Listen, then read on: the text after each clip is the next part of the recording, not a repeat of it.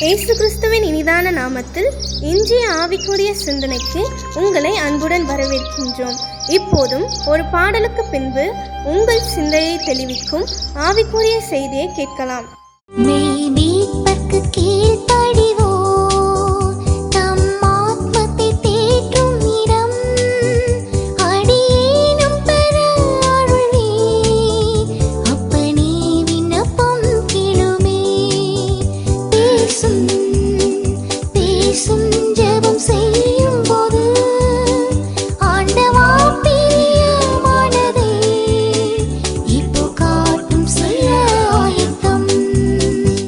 ஆண்டவர் இரட்சகருமாக இயேசுவின் இனிதான நாமத்தினால் உங்களை வாழ்த்துகிறேன். இந்த நாள் நம்முடைய ஆவிக்குரிய சிந்தனைக்காக யோனாவின் புஸ்தகம் 1 அதிகாரம் 2-3 வசனங்களை நான் வாசிக்கிறேன். நீ எழுந்து மகாநகரமாகிய நினிவேக்கு போய் அதற்கு விரோதமாக பிரசங்கி, அவருடைய அக்கிரமம் என் சமூகத்தில் வந்து எட்டியது என்றார்.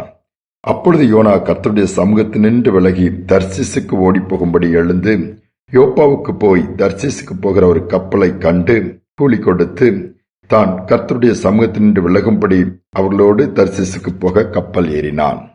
குட்டி தீர்க்கதரிசியாகிய யோனா கிட்ட ஆண்டவர் சொல்லுகிறார், நினிவேக்கு போய் இந்த ஜனங்களுக்கு விரோதமாய் பிரசங்க, அவங்களுடைய பாவம் அதிகமாயிருச்சது, அவங்க மனம் திரும்பணும்னு ஆண்டவர் எதிர்பார்த்து அனுப்புகிறார்.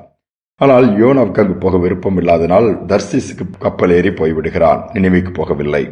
கீழ்ப்படியாமை ஆண்டவருக்கு மிகவும் பிடிக்காத ஒன்று. கீழ்ப்படியும் பொழுதுதான் ஆண்டவர் நமக்கு சொன்ன காரியங்களை அப்படியே நிறைவேற்றி கொடுப்பார். அதோடு மட்டுமல்ல, ஆண்டவருடைய வார்த்தைக்கு கீழ்ப்படியாவிட்டால் அதன் மூலமாக வருகிற பாதிப்பு கணக்கில் அடங்காதா இருக்கும். நினிவேக்கு போகிறதால் தர்சீசுக்கு போக முடிந்ததானால் போகிற வழியிலே கடல் கொந்தளிக்க ஆரம்பித்தது. அந்த கப்பல் மூழ்கிற விதத்திலே போராட்டங்கள், கப்பல்ல பொருட்கள் எல்லாம் தூக்கி போட்டார்கள். சேதம். கடைசியில யோனாவையும் தூக்கி கடலில் போட வேண்டிய ஒரு நிலைமை வந்துவிட்டது. பின்பு யோனா என்ன பண்ணுகிறான்? மீனின் வயிற்றுக்குள்ள இருக்கிறான். 3 நாள் மீனின் வயிற்றில் அவன் இருக்கிறான். யோசித்து பாருங்கள், 3 நாள் மீனின் வயிற்றுக்குள்ளே இருந்து, ஆனாலும் ஆண்டவர் அந்த தேவ மனுஷனை சாக விடவில்லை.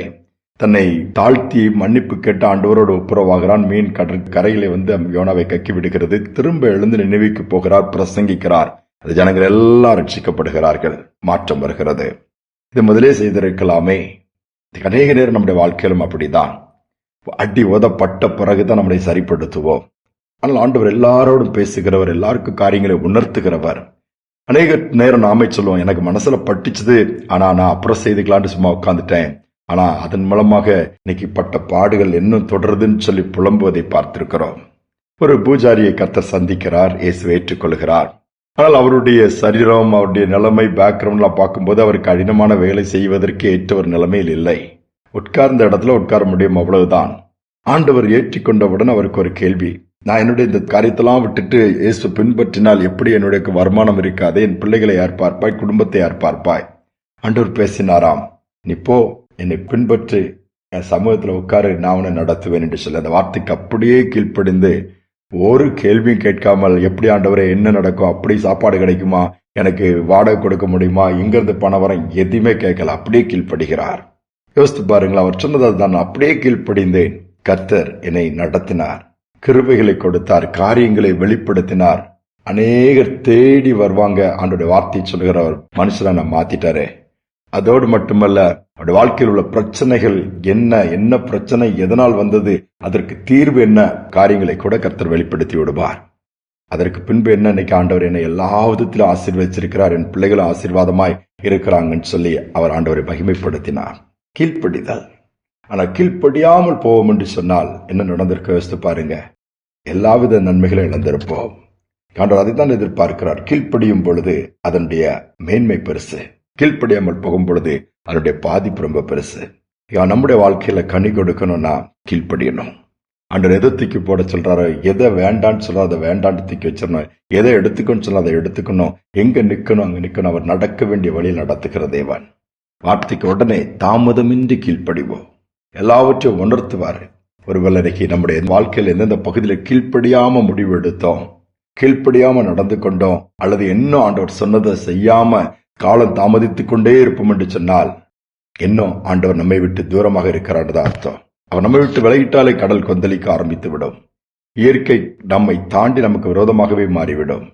மனிதர்கள் நமக்கு விரோதமாக மாறி சூழ்நிலைகள் நமக்கு எதிராக மாறிவிடும். தாழ்த்தினைக்கு ஒப்பு கொடுத்து ஆண்டவரோடு ஒப்புரவாகி ஆண்டவருடைய வார்த்தைக்கு நான் கீழ்ப்படிய விரும்புறேன், துக்கப்படுத்த நான் விரும்பலப்பா, நிறைய காரியங்களுக்கு கீழ்ப்படியல, இன்றைக்கு என்னை ஒப்பு கொடுத்து என்னுடைய வாழ்க்கையை முழுவதுமாக கொடுக்கிறேன், கீழ்ப்படியாமல் வந்த பாதிப்புகள் போதும், எனக்கு இறங்குன்னு சொல்லி தாழ்த்தி கேட்கும் பொழுது காற்றின் கடலை அதற்றின தேவன் ஒரு அமைதியை கொடுத்து ஆசீர்வாதத்தை நம் பக்கமாய் திருப்புவார். தொடர்ந்து அவருடைய பிள்ளையா ஏற்றுக்கொண்டு நம்முடைய வாழ்க்கை படகளை அவர் வந்து விடுவார். ஜெபிப்போம். அன்பின் தகப்பனே, இதனால நாளுக்காக தருணத்திற்காக நன்றி செலுத்துகிறோம். அநேக நேரத்தில் அப்பா எங்களுடைய இருதயம் விரும்புகிறதான் நாங்க செய்ய விரும்புகிறோம். அப்பா உடைய வார்த்தை கேட்டும் கூட அதற்கு கீழ்ப்படிய யோசிக்கிறோம். இது சரியாகாது என்று உலக பிரகாரமே பார்க்கிறோம், உலகத்தார் சொல்வதை கேட்கிறோம், அல்லது மற்றவர்கள் என்ன நினைப்பார்கள், இது என்ன ஆகும் சொல்லி மற்ற காரியங்களை குறித்து பயப்படுகிறோம். எதிர்காலங்களை குறித்து கேள்விகள் வரும் பொழுது சோர்ந்து விடுகிறோம். அப்படி அல்ல, நீர் சொல்லும் போது வார்த்தையை எந்தவித தாமதமின்றி எந்தவித ஒரு சந்தேகமின்றி அப்படியே நாங்கள் கேட்டு அதன்படி செய்யக்கூடிய இருதயத்தை எங்களுக்கு ஏற்படுத்தி கொடுங்க. ஒருவேளை கீழ்ப்படியாமையினால இன்னைக்கு அதிக பாதிப்புகளுக்கு உட்பட்ட பிள்ளைகள் இந்த செய்தியை கேட்க நேரிடலாம். அன்றைக்கு ஆண்டவர் வார்த்தையின்படி செய்திருப்பேனானால் இது நடந்திருக்காதே, அன்றைக்கு ஆண்டவர் என்னை உணர்த்தும் பொழுது அதை உடனே நான் தாமதமின்றி செய்திருந்தால் இவ்வளவு பாதிப்புகள், இவ்வளவு வேதனை, இவ்வளவு கஷ்டங்கள் வந்திருக்காதுன்னு சொல்லி அங்கலாய்க்கிறவர்கள் இந்த செய்தியை கேட்கிறவர்களை பார்த்து இந்த நாளிலே கண்ணோக்கி பார்த்து மீண்டுமா ஆண்டவரை ஒரு விஷயம் மனம் இறங்க மாட்டீரான்னு சொல்லி தாழ்த்தி கேட்கிற பிள்ளைடைய வாழ்க்கையிலே இறக்க பாராட்டி நம்முடைய வார்த்தையை மீண்டும் அந்த பிள்ளைகள் மூலமாய் நிறைவேற்றுவீராக.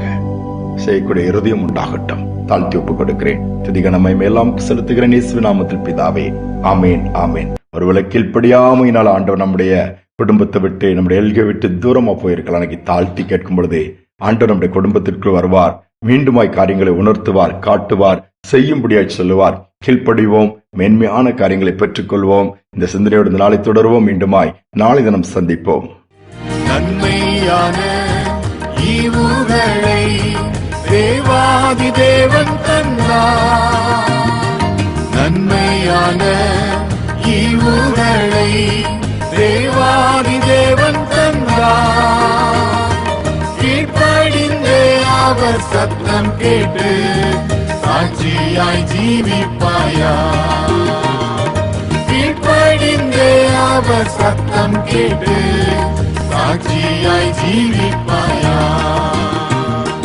நானும் என் வீட்டாருமோ வென்றால் கர்த்தர்